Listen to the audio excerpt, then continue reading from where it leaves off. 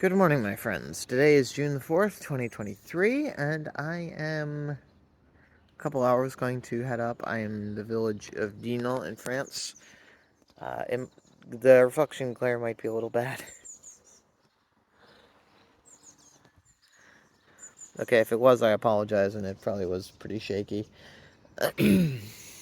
I posted the video yesterday of me walking up to the castle and the battlements, the old city of La Visite, and the battlements. And so today my family and I were going to go to the town of Avranches, which is across the Breton border in Normandy. And if you're a World War II buff, that's where the Americans broke out of the bocage under Patton and then just launched a mad sweep into Brittany. And I shall get back to you in a little bit, but that is the first thing I wanted to say on this fine June morning. Alright, I am back. So, currently walking up a ridge or slightly outside of the town of Avranches, seeing if there is a view from this ridge in a bit of a natural park. It's a kid's park, really. Show you some of the flowering grass. Yeah, you should have gotten that. Yeah, it doesn't really look like there is much of a view. But it's pretty cool. It's pretty cool. Regrettably, the trees are blocking most of the view. The view is this.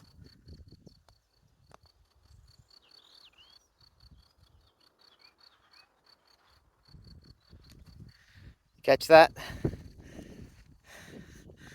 Alright, it's fair if you didn't, because I didn't. I'll grab some more footage when we go to the World War II stuff. Alright, so, sorry guys, I did screw up on one thing. I said there wasn't much of a view, but there is. That big domed or sort of thing that's protruding way off in the distance. See, that's probably a better angle on it. That is Mont Saint-Michel. It's a very famous abbey. It's a fortified abbey on top of a small island, but it's a tidal island. So it's attached to the land during low tide, attached to the water during high tide. So, and it's actually pretty cool. I did not know you could see it from here. So here's a better look. Yeah, that's pretty awesome.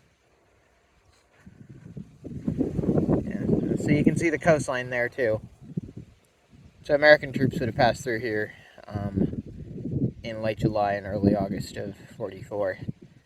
About a fifth of a million men, 200,000, ton of vehicles, mostly trucks, and some tanks. Probably about several hundred tanks. So, yeah. I'm gonna cut it right here, and I'll get back to it. July the 31st, 1944, he found out that the stone bridge, which is right here, and then the railroad bridges were more or less intact.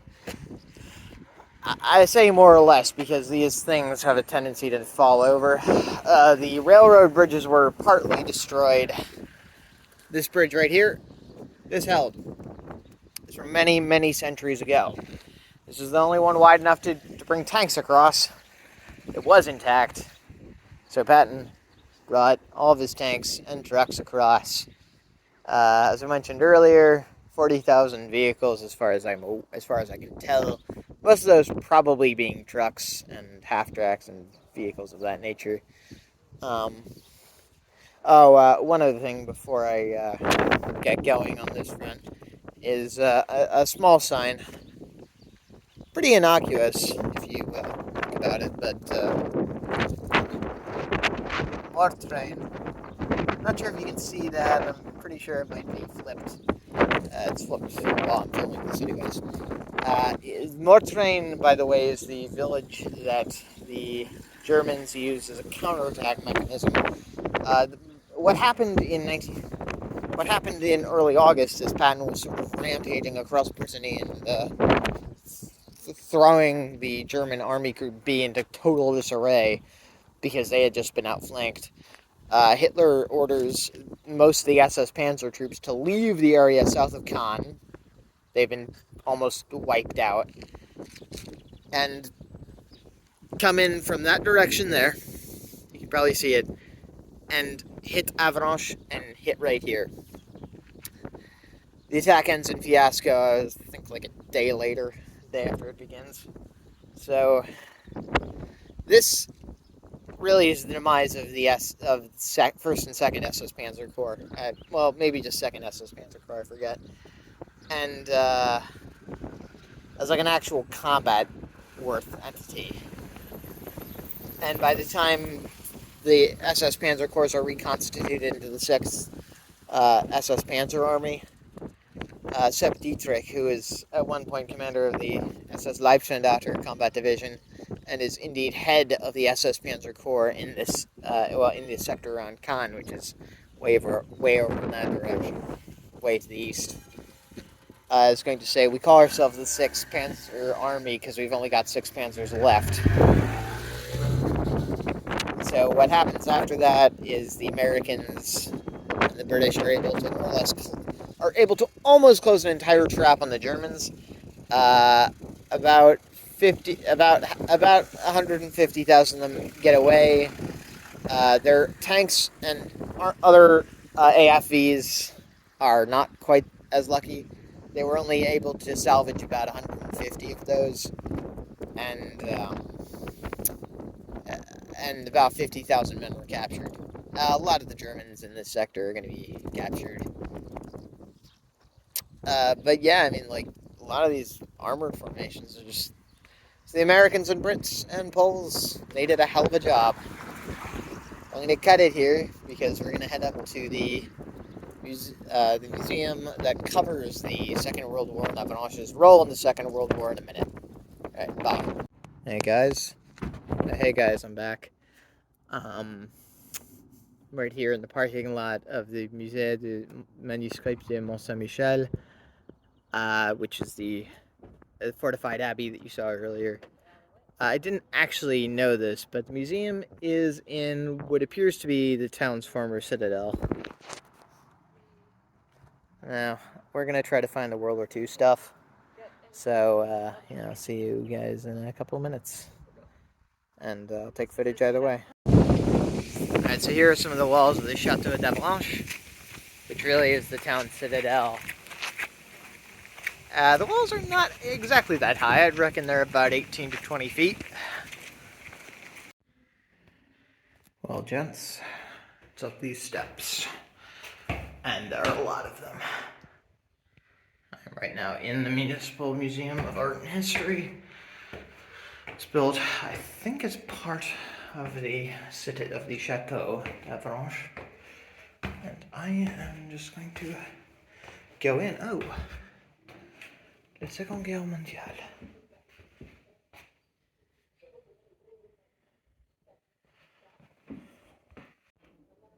So you can see the German stuff is here. The southern Manche, which is basically southwestern Normandy. So you can see that. Hopefully you can have read that by now. A lot of German baggage and stuff. Photos of some younger soldiers drinking Avranches.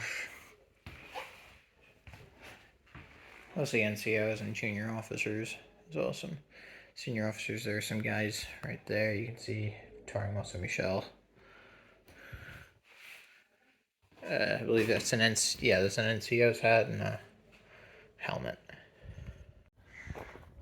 So aside from the Second World War stuff that was in the museum, there wasn't a whole lot there that would be of explicit interest to me. In about a half hour, maybe 45 minutes, my family and I will be going to one of the churches. We're gonna have a look through there. Hopefully find something worthwhile. Thanks. Also, guys, I believe I screwed up. This building says it is the, or at least one of the walls says the Palais de Évêque, or Le Château d'Évêque. And in French, évêque simply means bishop. Says the bishop's palace, at least part of it.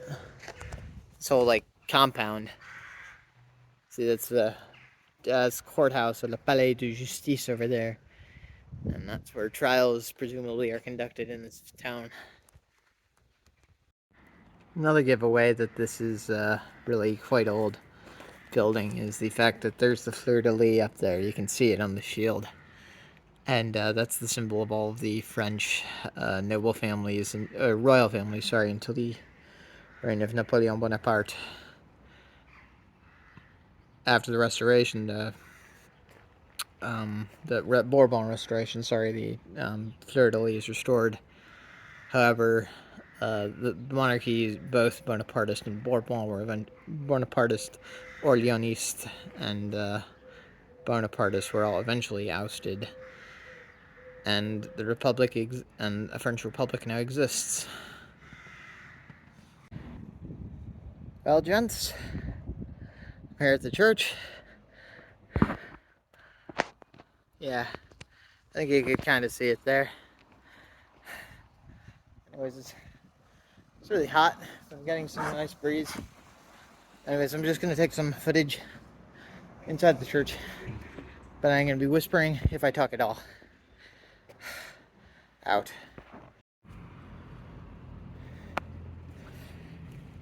Where did you say that? I think it was at Sunshine Man. Really? I think so. That's cool.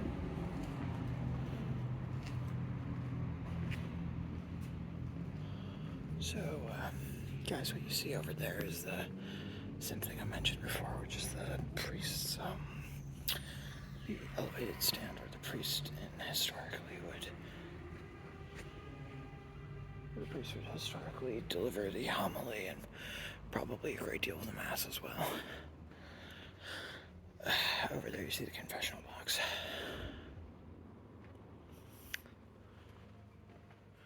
Going up through.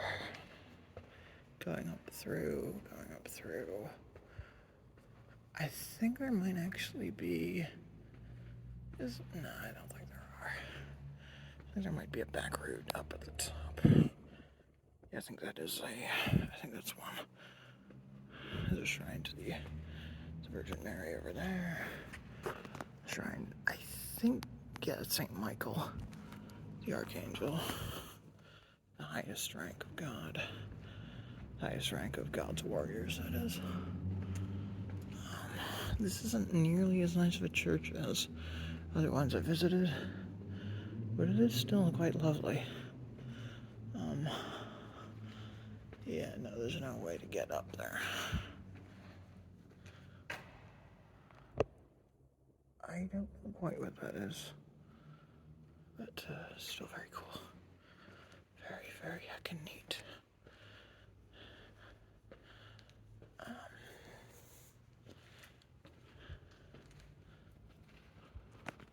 Santa Maria, so that'd be St. Mary.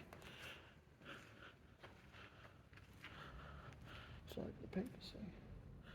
The Vatican. I think this is still an active church. Anyways, I'm gonna cut this part here. Dominus Vobisco. And for those of the sort of right-wing bent Deus Vult, and God bless on that account. Okay, so I couldn't possibly pass this up. These boys died for the fatherland from 1914 to 1918 from the parish. Hussard, Gallier, Voisin, Harold, Bouteloup, Pestel, Narmarquise, Hamel, Blouet.